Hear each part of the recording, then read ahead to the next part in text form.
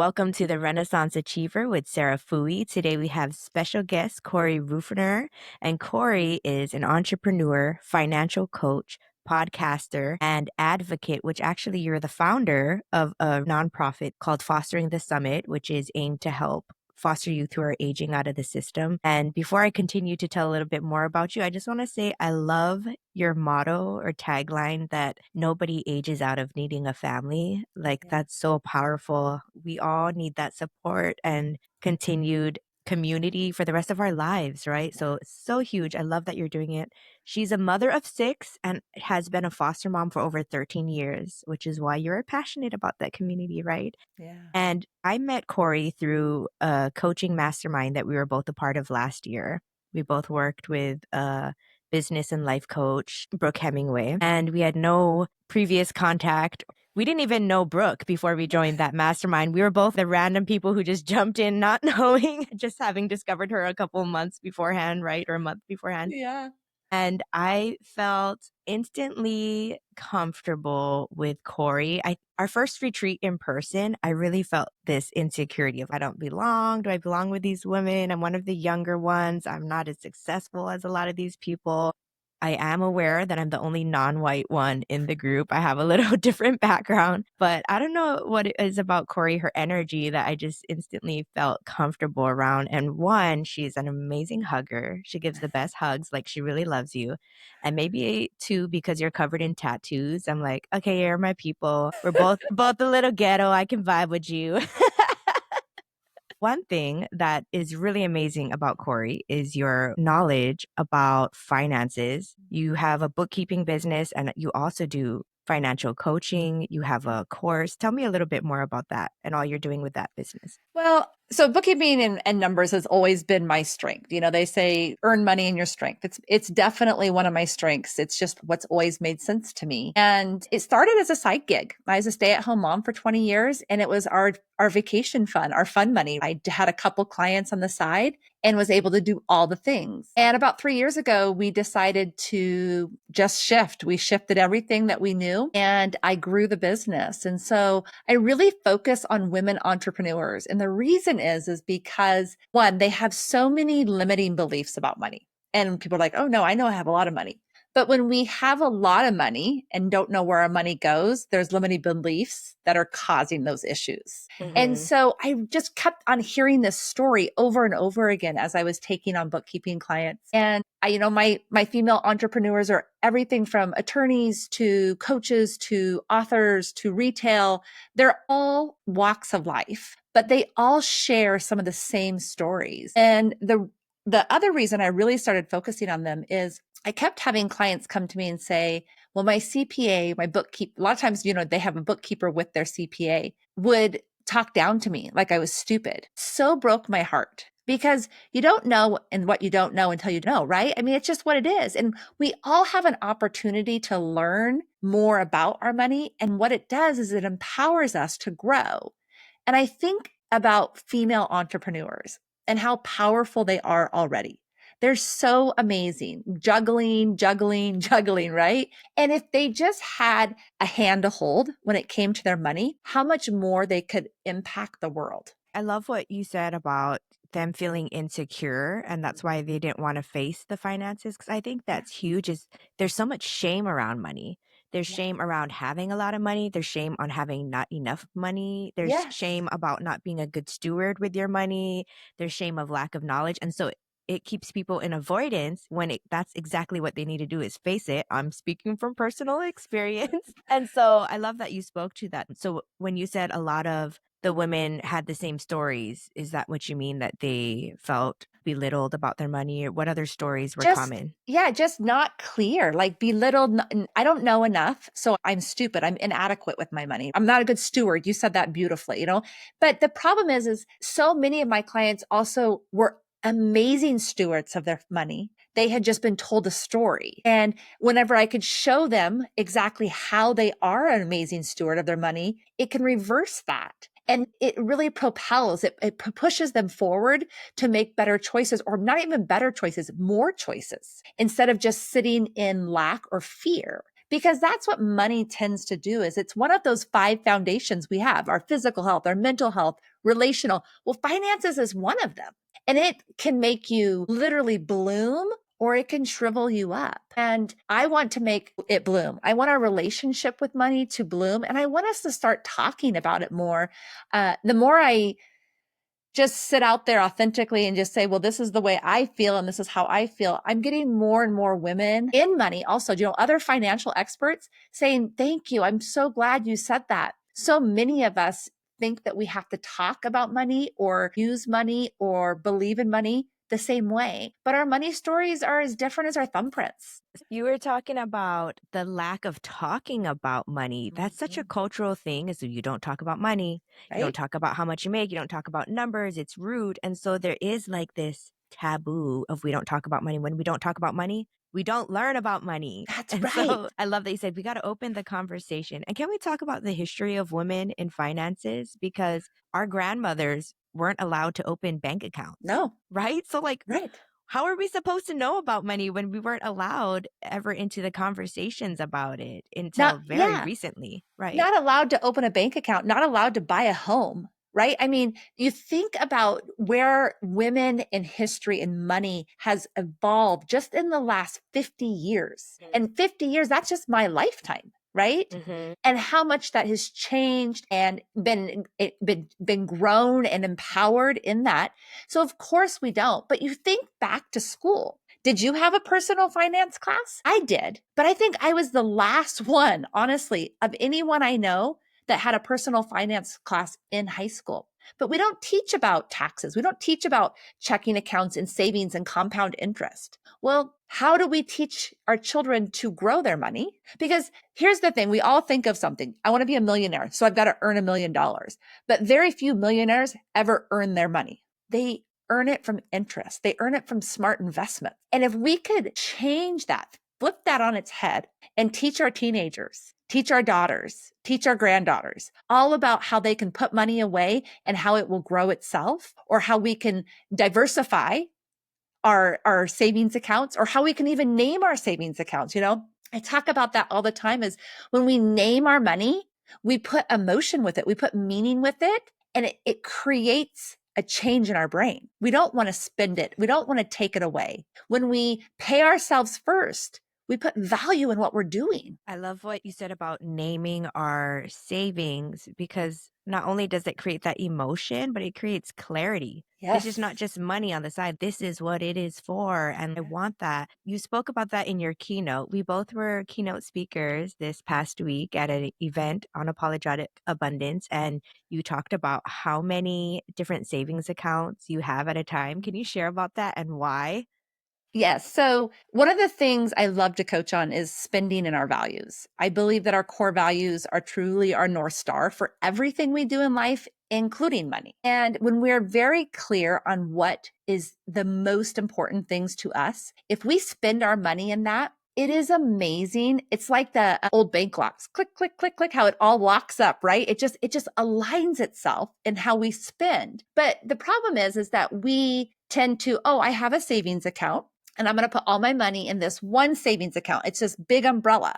And so there's no meaning to it. There's no identification. There's no loss or gain, right? If we put more money into it, it's like, oh, there's more money there. If we take out of it, oh, well, we took some money out of it. But all of a sudden, if you start creating savings accounts that align with those things that you are so attached to, for me, I'll just go in and use my own examples. Travel is a huge one.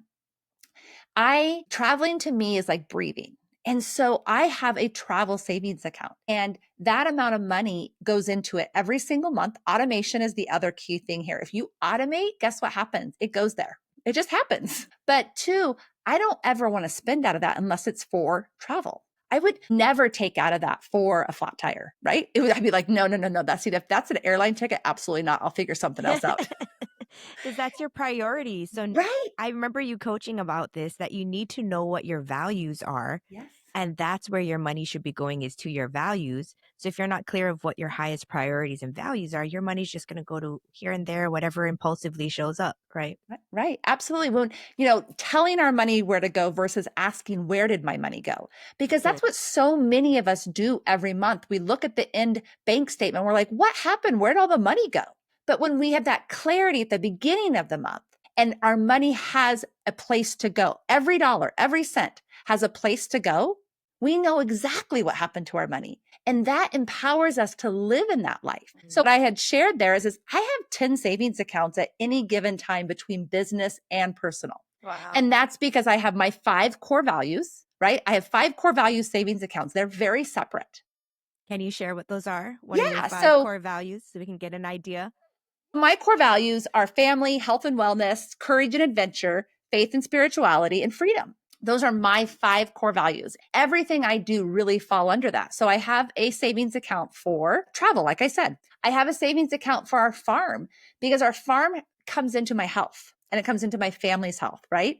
And I don't ever want to have to choose between taking care of our animals or planting new plants and bills. So money gets deposited into that account every single month. No matter When what. we send an animal to butcher, we know right where the money's coming from, right? Everyone's like, well, Right. that's kind of food. Well, no, it's health. It's how I take care of our health and wellness. Family. When I talk about family, we have a savings account that is actually called Adventure, but we travel. So that's family, but that could be just my husband and I too. But we also have an adventure fund. So this could be things like the kids have an opportunity to go on a week-long trip somewhere. That's adventure. I want to instill in them the Mhm. joy of freedom and the joy of adventure as soon as I can, right? Health is also a medical one. I have 6 kids, Yeah. braces. Oh my Let's just say gosh. braces alone, We're right? going through that right now. But also in my family savings account is making sure that, when the kids turn 16, we can meet them 50-50 on their first car. That's always been our rule. Love We'll it. meet you halfway, making sure the money's there and we're not scrambling to find it. We have an emergency fund. Absolutely. If for the engine that goes out or whatever, there's those things that don't fall in your core values, there's an emergency fund. In my business, I don't have any employees, so I don't have a payroll account, but I highly encourage all of my clients to have a payroll account if they have employees, because payroll is the foundation of your business. If you can't make payroll, you are going to go under. And so this is a really important savings account. The IRS, and I name it the IRS because who wants to have a huge tax bill at the end of the year and not know where the money's coming from? If you're putting money away every month on what your gross is, guess what's going to happen at the end of the year? You're going to have all the money you need right there waiting for you, earning interest, Yeah. right? As a single employee or as the sole owner employee of your business, how do you do payroll for yourself? Or do you have a certain amount that you pay yourself out every month? How does that look like Yeah, for I'm a you? profit first advocate. I really believe that profit first is beneficial to every business. I mean, if you have these large corporations, it's a little different story, obviously, but that's not who I deal with.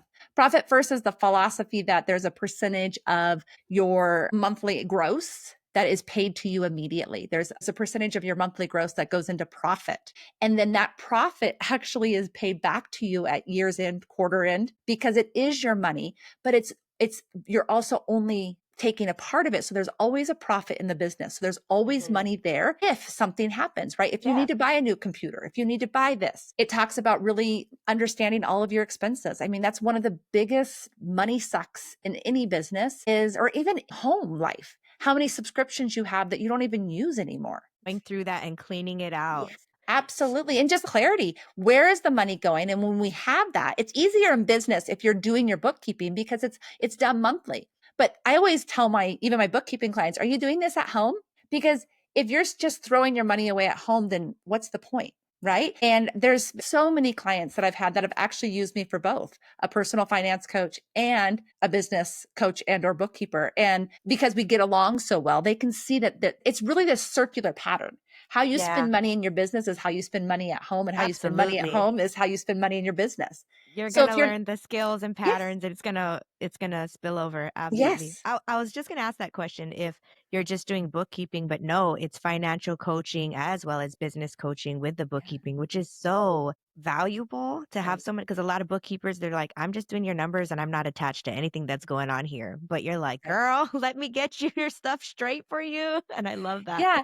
transactional bookkeeping is going to go away. That's the problem. Transactional bookkeeping will be replaced with modern technology because it's just Mhm. transactional bookkeeping. Now, I say that with a grain of salt as a bookkeeper because there are certain industries, for example, the legal one, that will never ever be able to do transactional bookkeeping because client trust accounts are extremely difficult and they're extremely important to be balanced to the penny at all times because attorneys can actually lose their license if they're not. And so there's going to be ways, but how do we change money? Well, we change money by the way we talk about it. If we just use it as this black and white transaction, that's what it's always going to be, is a black and white transaction.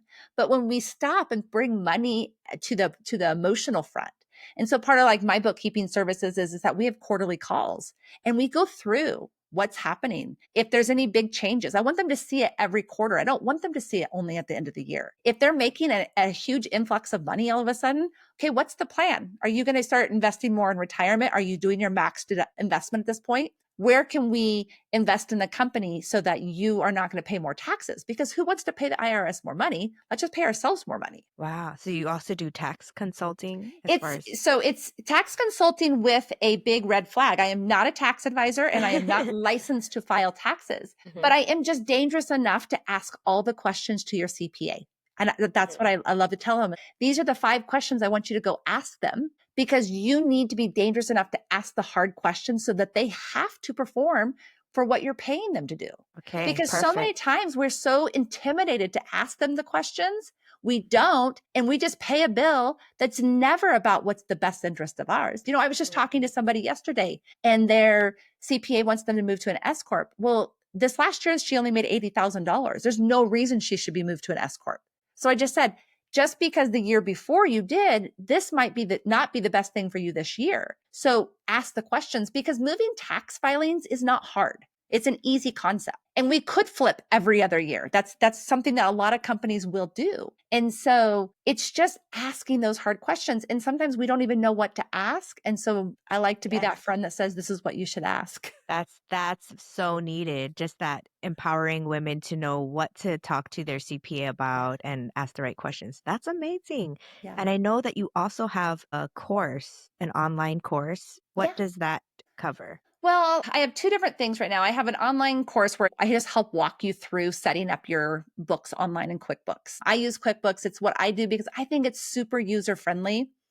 And it's something that almost anybody can do with some basic knowledge. And so as we're young entrepreneurs or starting entrepreneurs, the whole point is to have systems in place that you can run because if you can't run them, then you're not going to run them. And it's just going to be a waste of money. Mm. So I have a course that runs you through that, getting it all started and up to date. And then I also have a subscription program is actually just launching in the third quarter of this year. It's just something I have created because so many new entrepreneurs have come to me and said, I'm really not in a position to pay for full bookkeeping services. I'm not, I'm just not making enough money yet, but I really want to understand what I should be doing. So what this is going to do is just have monthly accountability meeting, a group coaching call, for lack of a better word, run through any questions that have arisen or that have happened. Maybe somebody's struggling with where to categorize something or how something should be working in QuickBooks so that we can run through it as a group. It'll also have a community group,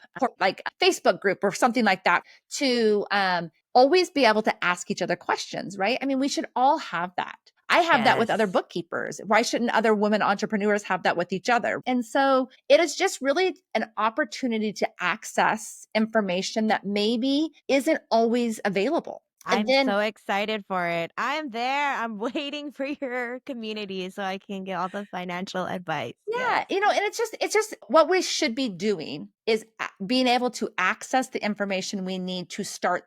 I'm going to say the right way. I hate that word, but to start the right way, to start with that really strong foundation, because then we're not always catching up. We're not doggy paddling, right? It's so exhausting. Focusing on what your business is so brilliant to do. You created a business not to sit in your bookkeeping for 12 hours a month and feel like you're going to pull your hair out, because then all that's going to happen is you're not going to do it. We're here to thrive and expand, so we've gotta Yes. have our systems in place. What did I say this weekend that everyone was like, oh my gosh, that's it? A business without systems is just a hustle. And I do believe that with my core. If you don't have systems in place to run the business that you are so passionate about, then all you have is a hustle. Yes, it's so essential, and there's no expansion if you don't have the systems, right? No, You're just right. spinning your wheels, you burn out, and then you throw the whole thing away. So, Yeah. thank you. So much knowledge. So, to shift gears a little, you're the Renaissance achiever because you have your bookkeeping, your financial stuff, but you also have this really meaningful work that you're passionate about with fostering the summit. Yeah. Can you tell us a little bit about that? Because I am involved in that as well. Yeah, I am so privileged to have you on the board. And that is such a gift. But about 19 years ago, we started foster care. And it was really, I don't know, it was a sign from God. I randomly went to the store one day, picked up a newspaper, and I opened it up. And there was this 2-page fold on the need for foster parents, foster homes in the county that I lived in at that point. And when my husband got home that night, I said, what do you think about just going to the classes? I feel like maybe this is something we can do to help. And I was a mom of two, but I knew I wanted to have more children and I wanted to be able to mother more children, but I couldn't have any more children because of some health issues. And so we went to the trainings. We're like, what do we have to lose? Right? Date night, just me and him. Well, it's a really hard date night, but whatever. And we went through them and we knew without a doubt that we were going to at least try. Wow. And so we fast forward, we spent 13 years as a foster home, foster family, because it's not just foster parents, it's a foster family. Your whole Yeah. family is involved in that. And we were successful because our whole family was involved in that, including extended family. And we ended up fostering 22 children over the course of those 13 years, and we adopted our Oh, 4 youngest. wow. I didn't know you had adopted 4. Yeah, That's our 4 babies are huge. all adopted. And so they're 17, 13, 10, and 6. And what's funny about the foundation is that when we spent our time in foster care, we actually specialized. And I say that with a grain of salt, but you really do find your niche. Like, what is the child criteria that works the best for your family? And you constantly have to be thinking about that so you're not breaking down your own foundation. That And makes NICU sense. babies were our thing. I was raised with an RN. And so I brought home a lot of babies from the NICU. And all 4 of our children actually came home from the NICU. So it is an interesting story that all of a sudden I had this passion for older children.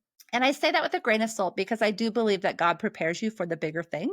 And He was preparing me. He was making me fall in love. He was making me see a system that broke my heart and then allowed me to take a rest and then bring it back. And that's kind of what we've done since we moved to Montana three years ago is take the rest. And He's just been feeding me these little nuggets. And I knew that we needed to be involved. I knew there was still something in our hearts that could service the community of foster care. And for a while, I didn't know what it was. But about a year and a half, maybe 2 years ago, I got this download. I was just like, I want to start a nonprofit that helps children age out. And I was like, where the heck did that come from? Because I'm not going to lie, children that are aging out of foster care are a very, very tough crowd. They're a tough community of kids. They have been exposed to so much trauma, so many moves, so much abuse and neglect, and honestly, invisibility that they are closed. They're closed down, right? But I thought, what a beautiful thing if we could come into connection with them before they age out, like 15, 16, and really start to invest in them as an individual and see them, show them that they're not invisible. What most people don't know is about 22,000 children age out of foster care every year, which gives me the goosebumps. 22,000 children age out. And what does age out mean? So many people have asked me that. In foster care, at the age of 18, there are 3 states, I believe that it's 21, you are no longer serviced. You are said, good luck. And I mean that in all heart. They say, good luck. I hope you do okay. Now, there are a ton of programs and nonprofits that help support these kids when they age out. I have talked to founders with college education help, with housing help.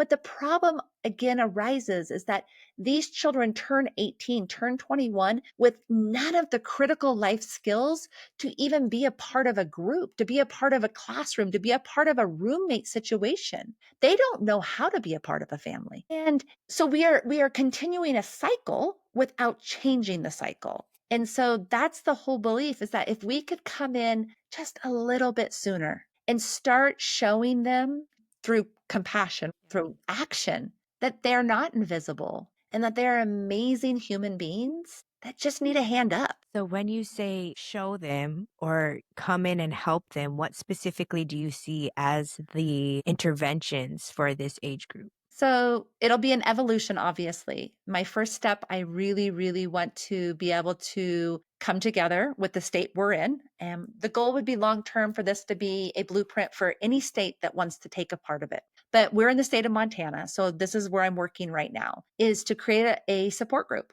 that really starts to understand what these kids need, not through the state, right? Because the kids understand that the state are policy builders. And I'm not debunking foster care.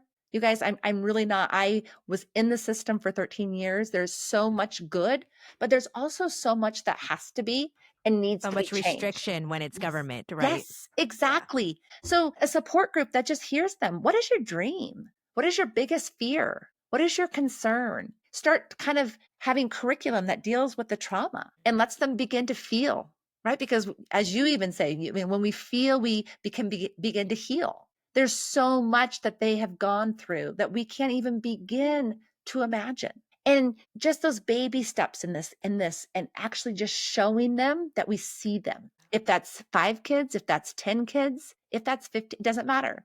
Creating a 22,000 kids Yes, one day. creating a nationwide mentor database of humans that want to be. Here's a great fact. If every small business in the country mentored one foster kid, there would be like 17 times too many mentors. Wow. There are enough mentors out there to Yes. take on a foster kid and teach them. And when you think about 18, you're legally an adult and you are such a kid. You Yes. don't know, even when you come from a loving home with stability and parents, you don't know anything You about don't life in know the world. anything. So imagine facing that on your own without a support system, without someone to call up and be like, hey, how do I cook this meal or how do I Yes. pay this bill or my car's making this sound? What do I do? What Like do I you do? need you need people. Yeah. 20% of all foster children that age out at 18 are immediately homeless. So take that number. That's that's 4,000 people immediately homeless at the age of 18 Every year. every year.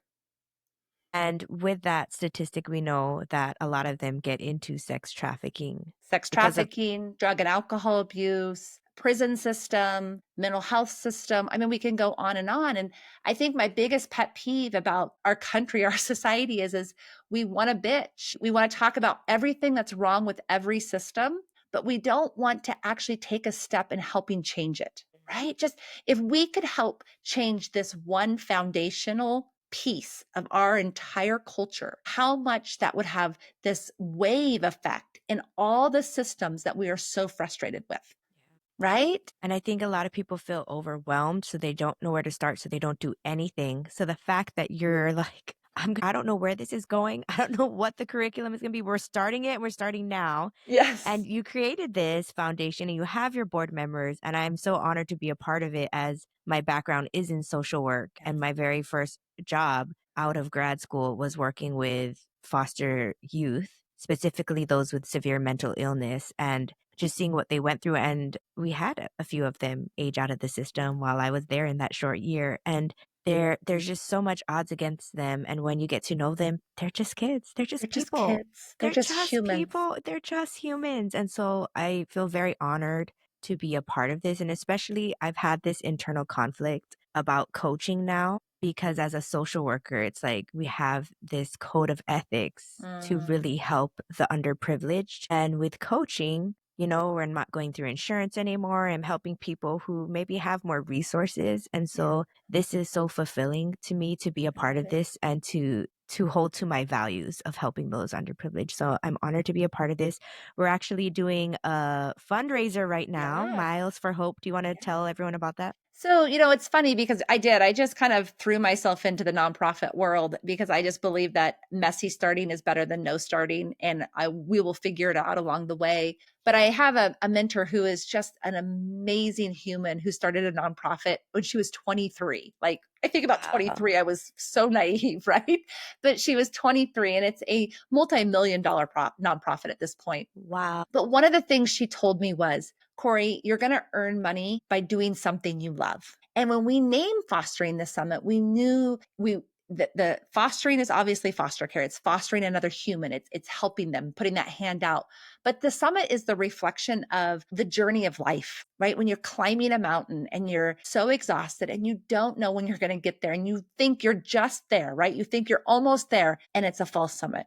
And you're like, oh, can I do this? And these kids need to understand that this is life and it is so worth it to keep climbing. It's so worth it to take the next step. And so that's where the name came from. And because Chad and I love to hike. So I knew immediately that when we were going to earn money, we were going to hike. That's how we were going to Yes. show our commitment. And so we are hiking Tour de Mont Blanc this summer as our first big fundraiser.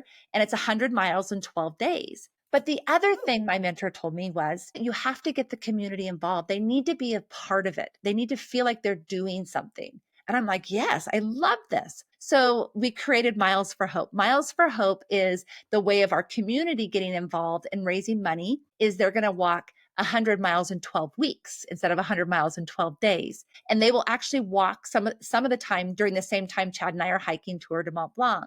And so it's May 1st through June 31st. It's never too late to start. You're just going to do your best. Everyone's like, well, I don't know if I can walk 100 miles. Then just walk because Hmm. that's the point, right? Is that we don't have to do it the exact same as anybody else. We just have to do it and share about it and talk about it. Because when we start talking about these tough subjects, the awareness grows. The awareness Yes. grows. And when the awareness grows, all of a sudden things start happening. And that goes back to my mentor. She had no idea. She was 23-year-old. And Montel Williams ends up being one of her best supporters at 5 Wow. years in, That's right? amazing. Because she just did something. And that's the whole point is you just do something. I'm such And a strong believer of the messy action. Like, we you know, don't know. It doesn't have to be, just show up and start doing something. just do something. And the goal is for each person to hopefully raise $100, whether they donate it themselves or get somebody to sponsor them. Yes. And I have a friend on my team who messaged me. She saw me post about it and she said, I want to join this, but I don't know if I can get $100 donation. She's scared to commit to that. And I said, well, it's okay. Then don't worry about the donation. Just walk and spread awareness. So she signed up. Within an hour of her joining my team, she gets her first $25 donation. I was like, girl, I haven't even gotten a donation yet. So you just never know what's going to happen when you Yes. show up, right? Right. And the other thing I'm going to encourage people to do is we are almost halfway through quarter two. Everyone knows what their tax bill looks like. And these business owners that your bosses, your friends that own a business, they're happy to donate $100 as a tax write-off because it's a tax write-off for whether you're just a mom and dad giving $25 or a business giving $100. It's a tax write-off for anyone. And so the money girl in me is like, no, it's quarter two. It's the perfect time to be asking for money. This money's gonna go to the government anyway, so you might Right. as well put it to our foundation, That's right? right. So Exactly. I'm gonna put in links in the show notes for those who are interested in joining Miles for Hope. Are you still building your team as well? Yes. And anybody can Okay. join a team. They can build their own team. They can join Sarah's team. They can do a flat donation. But I just encourage people to just do something. And honestly, this is, it seems a little backwards, but I would rather you just get involved and share about it versus donating. So don't feel like if you Yeah. can't donate, you shouldn't be involved because sharing is actually the power right now. Yes, spreading the word, right? Yeah. And that's what happened when I just post about walking, then some other people jump in and yes, it's awesome. I love it. So, there's another thing that you're working on, totally unrelated to bookkeeping and unrelated to your Fostering the Summit nonprofit, and this is a retreat in Costa Yeah. Rica. And let's Yeah. talk about this. Tell me about it because this has been a long time in the works, It right? has. Again, Yeah. just one of those things that came to me and I was like, this is so something I have to do. I don't know how I'm going to do it, but I'm going to do it. And the retreat's called Awaken. And the reason is really what we've been talking about this whole time is just knowing that there's something there and not knowing how to make it go further is to just kind of awaken yourself. And there's so many gifts I've been given that I've gone after, that I've received from other amazing individuals that have allowed me to step into this point in my life. I wasn't always this carefree and courageous person. I really was kind of an introvert. And I think that every woman has something like this in them. They just don't know it. And so Mhm. that's the heart behind the retreat. Costa Rica is just one of the most magical places I've ever been. I've been there now twice, and there's just something different about it. There's a different energy in the country, there's a different pull. It's just magical. So I knew when a female women's retreat came to me, I was like, it's got to be in Costa Rica. And so it'll be 6 nights in Wow. it's in actually in the jungle of Costa Rica, but you can see the Pacific Ocean. So it's got the best of both worlds. It is a small retreat. I want to keep it very intimate. It's limited to 10 women.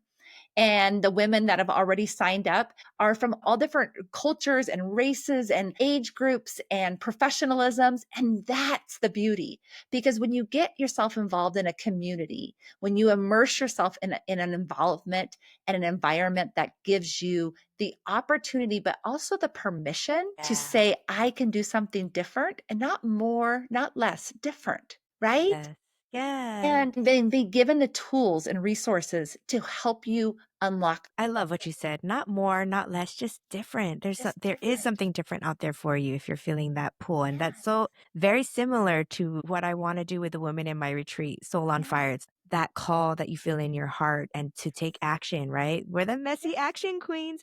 And I Yes. want to share that. So, what are the dates of your retreat in case anyone is interested? You just put me on the spot and I'm going to tell you the wrong date. So I'm looking. November 2nd through the 7th. November 2nd through 7th. So plenty time to plan Yes. for it. And I want to share with you that retreat, this coaching program and retreat that I'm co-hosting with my sister is because of you. Because you didn't know this. No. We had an interaction. So when Corey and I were coaching together in our mastermind, we had an elite day coaching where there was 5 of us that met together, 4 or 5 of us Yeah. that met together with our coach in person for an all day coaching. We just kind of brainstormed each one of our goals or what we were stuck on. And it was a conversation we had, I think, late at night before we went to bed. Yes. On the last night, I had a dream of doing a retreat and I was kind of stuck on it. I wasn't sure where it was going. And you had already been working on this for a minute. And so you told me, hey, for your first retreat, it's probably good to partner with someone because then you can pull from both of your resources and takes off a little bit of the pressure. And so I was kind of thinking, oh, I know someone who talked about doing a retreat and maybe collaborating with me. And then you gave me this very good advice. You said, you want to make sure that her energy matches yours, but Yeah. that your skill set is different. So you complement each other. So I thought, okay. So the next morning, I think it was the next morning, I was saying a prayer in the morning, my morning prayers, grounding, receiving inspiration. And I asked this question and I asked, who should I reach out to collaborate on this retreat with? And the answer came to me in such an interesting way. I usually don't feel this forceful of an answer, but it was like, Rachel, duh. It was like a duh. And I was like, okay, like, why would you even consider anyone else? And Rachel is my sister. And what's funny is back in 2021, we had first talked about doing a retreat together in Hawaii. And we even met on it. And she had talked to someone who has an bread and bed and breakfast near a river in our hometown. And so we had kind of started on it and then it fell off track and it wasn't the right timing. And we went our different ways. And this was before I even had a coaching business or anything, but we had this idea and I kind of forgot about it. And she had just had a baby when I was talking to you and we had this elite day. She had just had a preemie baby who had just come out of the NICU and Oh, came home. And she had a full-time job as an attorney. She was super busy. And I was like, well, I don't think she's going to want to jump on board with this right now. But the answer came so strong. And that morning after we left our elite day coaching, I went over to her house and I was like, So I have this idea and I pitched it to her. And I know you're in this season of life. And what is funny, well, not funny for her, but what was stressful is that with her job, had promised that she could work from home for a while she was caring for her newborn, who was really, really so tiny still and very needy. And that very day, they gave her notice. It's a bigger company, and HR said, you have to come into work full time. You can't work from home anymore. Even though she was the highest producer that month, having been bedridden for 3 weeks in the hospital before giving birth and having a NICU baby, she was the highest producing attorney that month. And they still were telling her she needs to come in the office. And she felt so torn. And she said, I'm not ready to leave my baby. And so I told her, this is a sign that maybe you need to step into this next era. And that was 6 months ago, and it took us a while to come around, but she came back to me, in early March and was like, "Let's do it." And so it's happening because of Yes. you, because of your advice. I love that. And that's the whole thing. Like sometimes it's really just being in the same room as other women who have like hearts. I think, Erin said that this weekend when we were at the thing. It's not about being like-minded, it's about being like-hearted. I love that. Yes, because we don't have to think the same, and we definitely don't all have the same focus. But when we have the same heart process of growth and change and never letting things hold us back, it's only a pivot, it's only a flux. It's amazing what's awakened in us. Yes, I love that. And that's really my sister and I, we're so opposite in so many ways. She's so type A organized. We were having a little planning session the other day, and she is outlining everything detailed, typing the notes while I'm lying in bed, just spitting my creative ideas. And I'm like, some things never change. But we have these different strengths that complement each other, that create this powerhouse because we're like-hearted and we Right? have that belief, we have the coaching, we Absolutely. have the love. And so the collaboration is so awesome. And I think that's why we want to do these retreats, right? That's why you want to do it. Bring these like-hearted women together. I have a co-facilitator too. Yeah. Not something that just came up. It is I have someone who isn't my sister, but she is 100% like-hearted. We have so much connection, but we could not be more opposite. Yes. She's the healer. She has Reiki and she has so many certifications around healing. And I am your action taker. I want you to dig in and feel those emotions and those beliefs, but then I'm going to help you take action. I'm going to help you look at the next step. I'm going to help you see what has to happen next Yeah, to and you're gonna create call it. it to their face too. You're gonna Yes. hold them accountable. You're a little tough sometimes, Tell it to them straight. But But with we need all both the of those love. energies, right? We need Yes. the healer and the soft gentle, and we need the tough coach to like say, get your butt to work, right? Yeah. Because the thing is, you guys, is we can plan our lives away. But if you don't take the first step, you're going to continue to plan your life away. Brooke, I'm going to end on this. Brooke said this at Amberly's event. It gave me goosebumps and made me cry a little bit. We as a culture, as a society, we sit here and we complain about waiting in line, waiting on hold, waiting on the tarmac in an airplane. I just gave you my story there, right? We complain and we moan about spending time waiting. But so many of us squat down, sit down, and lay down on our life. And our dreams. We just Yeah. wait. We're not even doing the things we really want to do. You're so No. right. You're Yes. so right. We complain about all those little things that don't matter, and yet we're stalling out and just waiting on living. And we're Oh, showing, remember, we're showing our children. So many of your community are parents, right? We're showing our children that you have to wait for the perfect moment. 3.5 years ago, I gave that up. I will never show them again that I have to wait for the perfect moment. I'm going to show them by taking that messy action. I'm going to show them what it looks like to grow and do things you've never done. And maybe it works and maybe it doesn't. But in the end, it's exactly what was supposed to happen. yeah, absolutely. I love that. Thank you so much for sharing your wisdom, your energy, all of that you've achieved and accomplished. I'm just so grateful to know you. And I know Oh, that we're going to stay in touch forever and continue to grow and rise together and impact together. I'll drop in the show notes links for your retreat, Awaken, and also for information about fostering the yeah. summit and joining the fundraiser Miles for Hope, and anything else you want to share with everyone. No, just keep being you. Show up, just true to yourself, that flutter in your heart. If it comes to you, it's for you.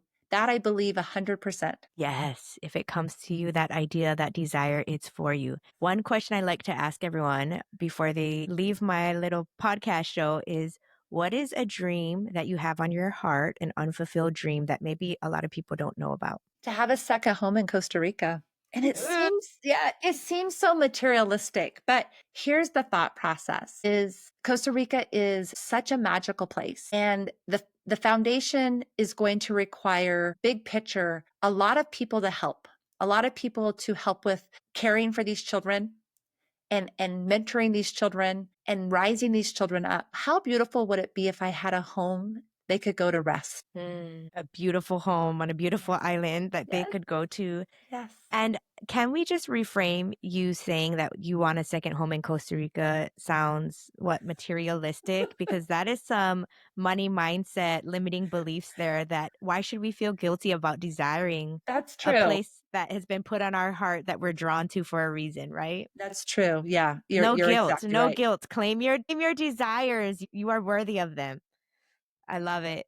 Thank Thank you you so so much, much. Corey. Thank you for being here. And Corey has her own podcast. Yeah, I do. The Courage Coalition is stories of people that are living a courageous life every day, just like what we're talking about here, what Sarah talks about on her podcast, and how humans just step into what has been put on their heart and the journey of getting there. Yes. So check out her podcast, The Coalition. And actually, I have an episode on that Yes, you podcast where do. I share possibly one of my most vulnerable stories. Yes. So if you're curious, you can go check it out.